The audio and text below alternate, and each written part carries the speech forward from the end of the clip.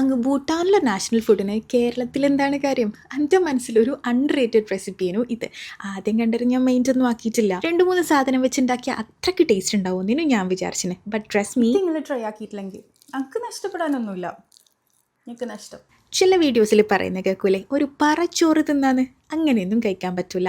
കുറച്ച് ചോറ് നല്ല ടേസ്റ്റിൽ കഴിക്കാൻ പറ്റും. ആദ്യം ബട്ടർ ഇട്ട് ചൂടാക്കിയിട്ട് കുറച്ച് വെളുത്തുള്ളി ഇടുക.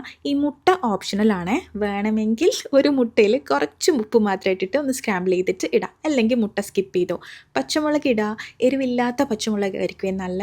എന്നിട്ട് കുറച്ച് വെള്ളവും ഉപ്പ് ഒഴിച്ചിട്ടില്ലേ അടച്ചു വെക്കുക.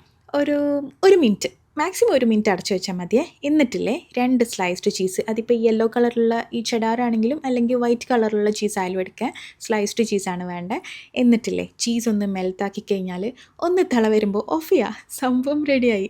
ഇതില്ലേ, ഇത് നമ്മൾ ചോറുമായിട്ട് ഇത്ര കോമ്പിനേഷൻ ഉണ്ടെന്ന് ഞാൻ അറിഞ്ഞിട്ടില്ല. ഭൂട്ടാനിലും ഇത് റൈസിൻ്റെ കൂടെ ഞാൻ സെർവ് ചെയ്യാം. പക്ഷേ ഈ തക്കാളിയല്ല, ഈ പച്ചമുളകും വെളുത്തുള്ളിയും ഇതെല്ലാം കൂടി കൂടുമ്പോൾ ഇത്രയും ഫ്ലേവറുള്ള ഒരു ഐറ്റം ആവുമെന്ന് ഞാൻ സ്വപ്നത്തിൽ പോലും വിചാരിച്ചിട്ടില്ല. എൻ്റെ പേര് ഞാൻ പറയാൻ മറന്നുപോയി, എമാദാഷി. ഇത് ഭൂട്ടാനിലെ നാഷണൽ ഫുഡാണ് പോലും. അപ്പോൾ എന്തായാലും ട്രൈ ചെയ്ത് നോക്കണേ, മറക്കരുത്. അപ്പോൾ ബൈ.